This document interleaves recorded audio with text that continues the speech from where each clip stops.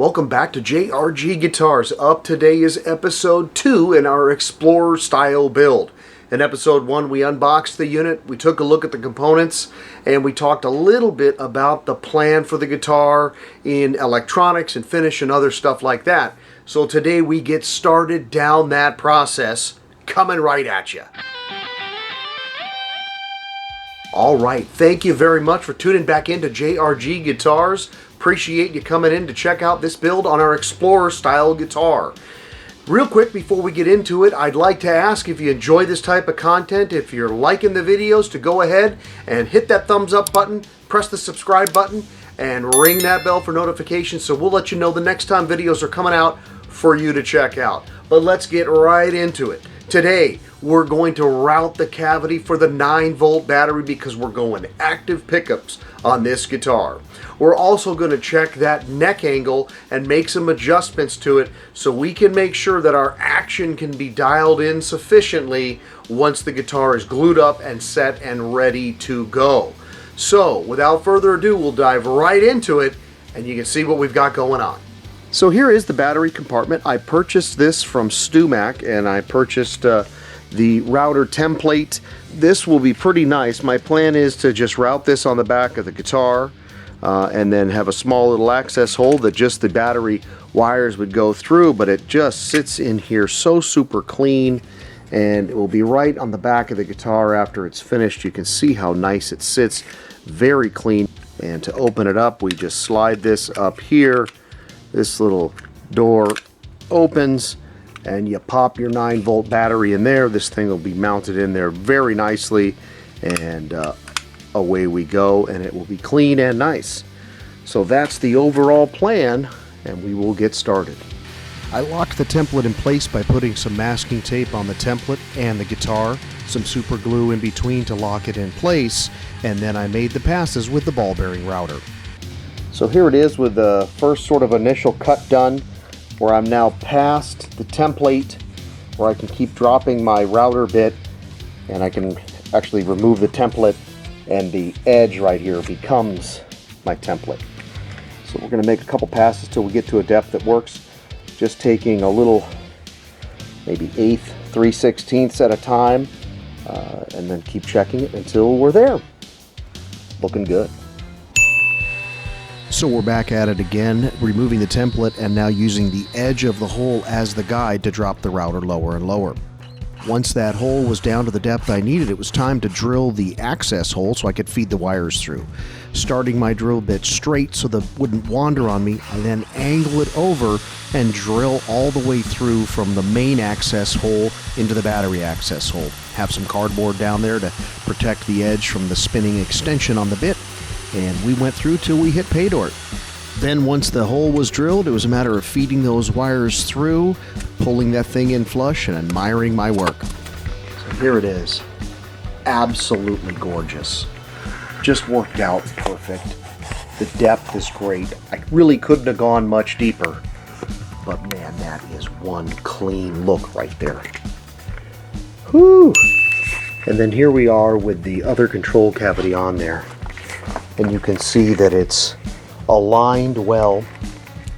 I laid it out. You can see my faint pencil line there, so that it just aligns with the edge of that.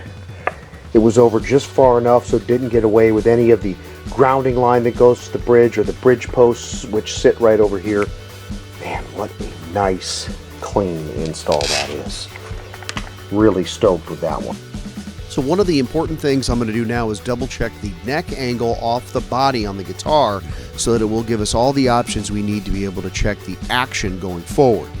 This diagram that is here on the screen shows the effect of the neck angle, and as you affect it to the bridge, if you lower the bridge down far enough so the action is appropriate, you could have the strings bottom out on the bottom of the string, or if it's not able to go down low enough, the strings can't go down and sit far enough. So this is a very important adjustment to make sure we have right.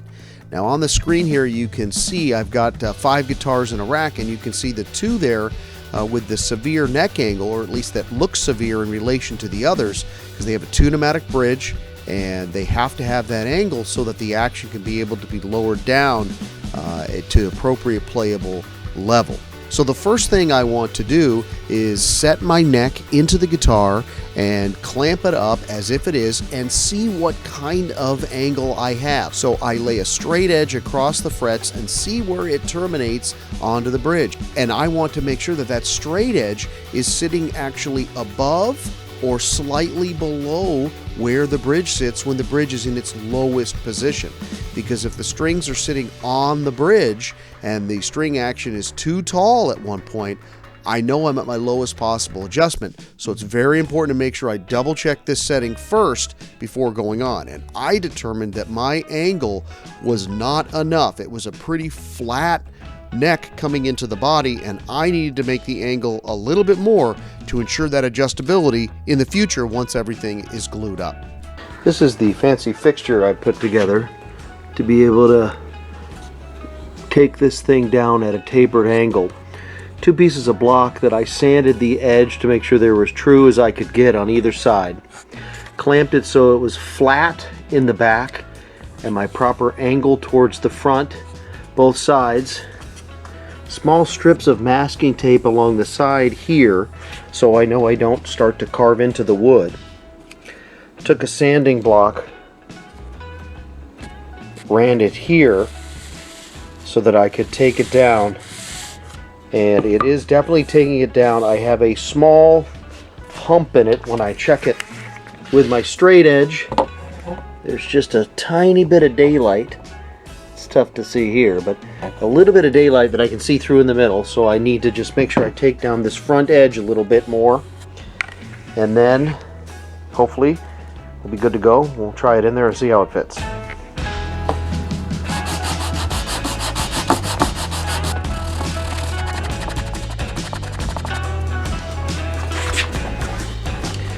So let's pop off the fixture and we'll see if it wants to fit.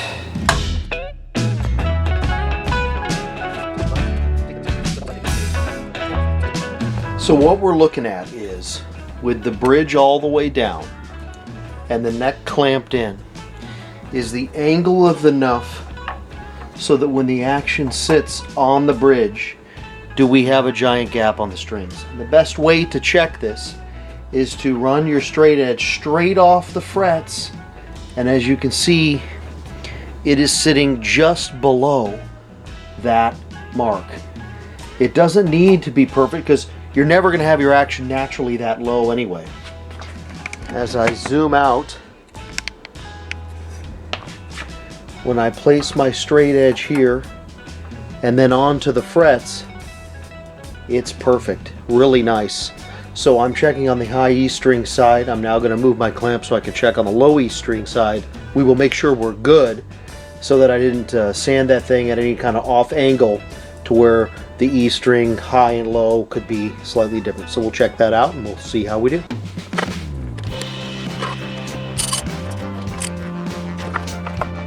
So when I run it in, it runs in at roughly the same spot. So boy, is it ever perfect. So as I grab this in here close, you can see now there is a taper where the neck angle has this sloping downward. So it will pitch the strings higher here in the back. I can then raise the bridge to the action where I want it to be. Had I left it before where this angle was too shallow, it would have never allowed the action to drop any lower because the bridge can only go this low. It's at its lowest point. So this is an important check to make. I noticed this on my other guitars that I've built with set necks, because once you glue that thing in, you're pretty well set. That's hopefully the last of the large adjustments I might need to make. We're hopefully ready to go.